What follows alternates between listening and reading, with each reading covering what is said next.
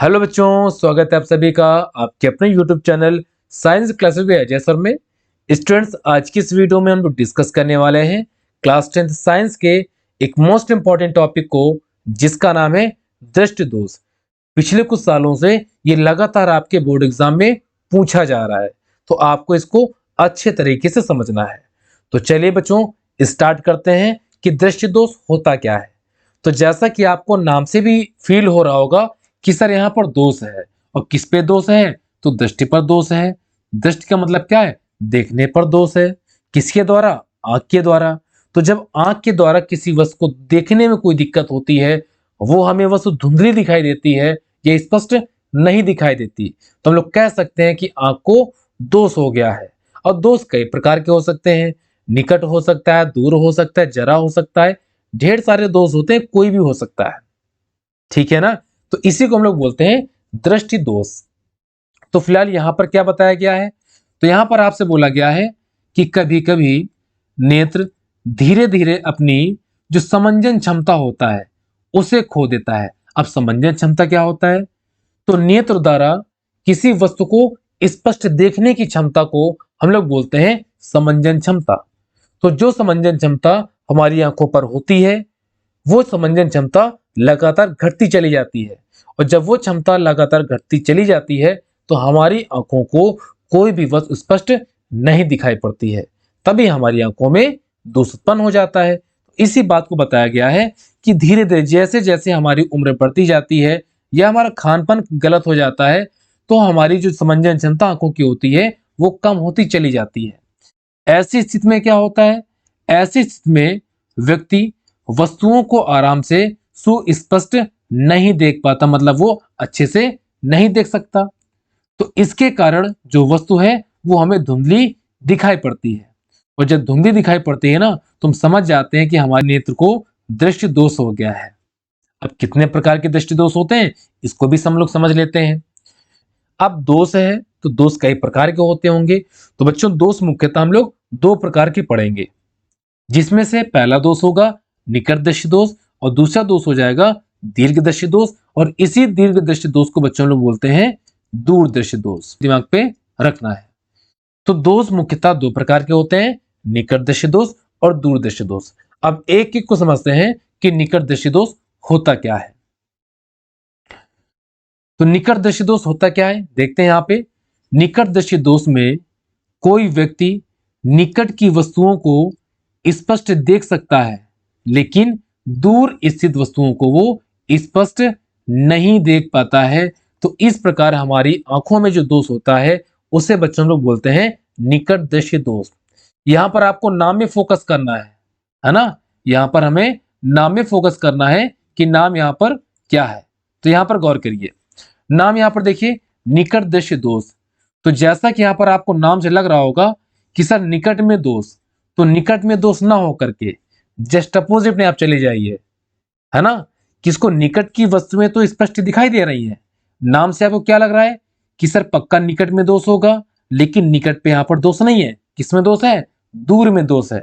निकट वाले को दूर में दोष होता है और दूर वाले को निकट में दोष होता है। तो परिभाषा यहीं से बन गई। तो जो निकट दृष्टि दोष वाला रोगी होता है या व्यक्ति होता है, इसको निकट की वस्तुएं तो स्पष्ट दिखाई पड़ती हैं, है ना? जो निकट की वस्तुएं होती हैं वो तो भाई साहब को स्पष्ट दिखाई देती हैं, लेकिन जो वस्तु दूर है वो इनको स्पष्ट नहीं दिखाई देती। तो आई होप आपको निकट दृष्टि दोष समझ में आया होगा। अब यहां पर देखिए, ऐसे व्यक्ति का जो दूर बिंदु होता है वो अनंत पर ना होकर के नेत्र के पास आ जाता है। यह पॉइंट एग्जाम में पूछा जा सकता है कि निकट दृष्टि दोष में जो दूर बिंदु होता है वो कहां पर चला जाता है, तो नेत्र के पास में चला आता है। इसमें प्रतिबिंब दृष्टि पटल पर ना बन करके, है ना, दृष्टि पटल पर ना बन करके दृष्टि पटल के सामने बनता है। बनना कहां चाहिए? रेटिना पर। रेटिना मतलब दृष्टि पटल, तो उसके पहले बनने लगता है। और ऐसे केस में हमारी आंखों को निकट दृष्टि दोष हो जाता है। अब इसका हम लोग आरेख भी देखेंगे ना, दिक्कत नहीं होगी। कारण क्या होता है, कब ये हमारी आंखों को हो जाता है? तो यहां पर बताया गया है पहले पॉइंट में कि अवनेत्र लेंस की वक्रता का अत्यधिक हो जाना, ये पहला रीजन है। सेकंड रीजन है नेत्र गोलक का लंबा हो जाना। यदि अब नेत्र लेंस की वक्रता बढ़ जाएगी तो निकट दृष्टि दोष हो जाएगा, या नेत्र गोलक लंबा हो जाएगा तो हमारी आंखों को निकट दृष्टि दोष हो जाएगा। अब इसका निवारण तो हमें करना ही करना पड़ेगा, क्योंकि अब हमें दोष हो गया है, तो निवारण कैसे करेंगे? तो बच्चों इसके निवारण के लिए हमें एक लेंस का यूज करना होता है जिसका नाम है अवतल लेंस। अवतल लेंस की सहायता से हम निकट दृष्टि दोष को दूर कर सकते हैं। लेकिन लेंस लगाने से आपकी आंख सही नहीं हो जाती, वो खान पान से सही होती हैं। ठीक है, हाँ, ये सिर्फ काम चलाता है कि जहां पर प्रतिबिंब बनना चाहिए रेटिना पर, वहीं पर सारी किरणों को इकट्ठा करे। इसका काम सिर्फ इतना होता है। यदि आप लोग खान पान सही नहीं करोगे तो दोष ठीक हो ही नहीं सकते। तो आपको दिमाग पर रखना है कि निकट दृष्टि दोष के निवारण के लिए अवतल लेंस का उपयोग करते हैं, और इसी अवतल लेंस को ही हम लोग बोलते हैं अपसारी लेंस। तो दोनों आपको याद रखना है कि अवतल लेंस को ही हम लोग बोलते हैं अपसारी लेंस। ठीक है, आई होप क्लियर हुआ होगा। अब इसके बाद देखिए, अब यहाँ पर हम लोग नेत्र की पोजीशन देखते हैं। मतलब कैसी पोजीशन? कि हमारी सामान्य जो हमारी आंख होती है, एक स्वस्थ मानव की जो नेत्र होती है, उसमें वस्तु का जो प्रतिबिंब होता है वो कहां पर बनता है? तो हमने आपको अभी बताया कि रेटिना पर बनता है ना? कहां पर बनता है? रेटिना पर बनता है। ये रेटिना है, लेकिन जब रेटिना पर ना बन करके उसके पहले बनने लगे, मतलब जो किरणें आपको यहां मिलती हुई दिख रही हैं वो यहां ना मिल करके यदि यहां मिलने लगे, ऐसे आके यहां मिलने लगे, तो हमारी आंखों को निकट दृष्टि दोष हो जाता है। तो ये तो आंख की सामान्य स्थिति जैसे एक स्वस्थ मनुष्य की होती है। लेकिन अब इसके बाद देखिए, अब इन भाई साहब को हो गया है दोष। वो भी कौन सा दोष? निकट दृष्टि दोष। तो जो किरणें होंगी वो रेटिना के पहले ही मिल जाएंगी, जिससे हमें वस्तु का स्पष्ट प्रतिबिंब नहीं दिखाई पड़ेगा। अब क्या करेंगे? दोष तो हो गया, अब इसको हम लोग दूर भी करेंगे।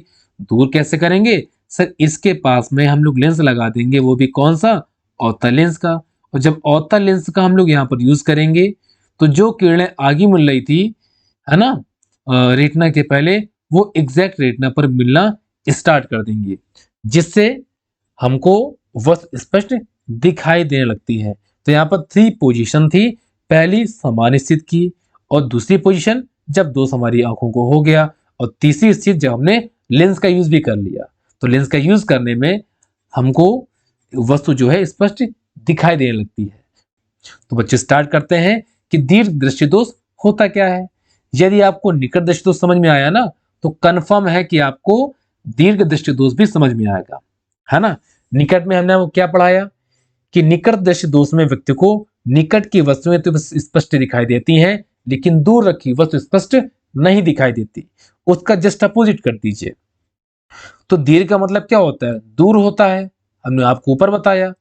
तो यहां पर देखिए, इस दोष में रोगी को दूर की वस्तुएं तो स्पष्ट दिखाई देती हैं, है ना। यहां पर बोला भी गया है कि दूर की जो वस्तुएं हैं ये तो स्पष्ट दिखाई देंगी, परंतु निकट की वस्तुएं इसमें स्पष्ट नहीं दिखाई पड़ती। तो इस प्रकार के दोष को बच्चों लोग बोलते हैं दीर्घदृष्टि दोष, या कह सकते हो दूरदृष्टि दोष। ऐसे व्यक्ति का जो निकट बिंदु होता है वो कहां पर होता है? 25 सेंटीमीटर पर। लेकिन यहां पर 25 सेंटीमीटर पर ना होकर थोड़ा सा वो दूर हट जाता है ना, जिससे प्रतिबिंब दृष्टिपटल पर, दृष्टिपटल का मतलब होता है रेटिना पर, रेटिना पर ना बन के रेटिना के आगे पार करके वो आगे निकल जाता है ना। दृष्टिपटल पर ना बनकर दृष्टिपटल के पीछे बनने लगता है। ऐसे केस में हमारी आंखों को दूर दृष्टि दोष हो जाता है या दीर्घ दृष्टि दोष हो जाता है। कारण क्या है? अब नेत्र लेंस की फोकस दूरी का अत्यधिक हो जाना, है ना। फोकस दूरी यहां पर बढ़ जाएगी तो ये दिक्कत हो जाएगी। नेत्र गोलक छोटा हो जाना, ये भी इसका रीजन है। तो दोनों में से यदि कोई भी रीजन हमारी आंखों में हो जाता है तो हमको दूरदर्शी दोष हो जाएगा। निवारण कैसे करेंगे? तो इसके लिए हम यूज करेंगे उत्तल लेंस का, और उत्तल लेंस को ही बच्चों लोग बोलते हैं अभिसारी लेंस। तो दूरदर्शी दोष की निवारण हेतु हम लोग लगाते हैं उत्तल लेंस। उत्तल लेंस को हम लोग अभिसारी लेंस भी कहते हैं।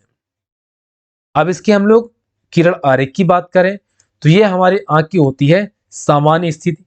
लेकिन अब हमारी आंखों को हो गया है दोष। तो जो वस्तु का जो प्रतिबिंब है रेटिना पर बनना चाहिए, लेकिन वो रेटिना पर ना बनकर थोड़ा सा आगे निकल गया, और जब वो रेटिना से थोड़ा दूर निकल जाए ना, तो कौन सा हो जाता है? तो बच्चों हो जाता है दूरदृष्टि दोष, है कि नहीं?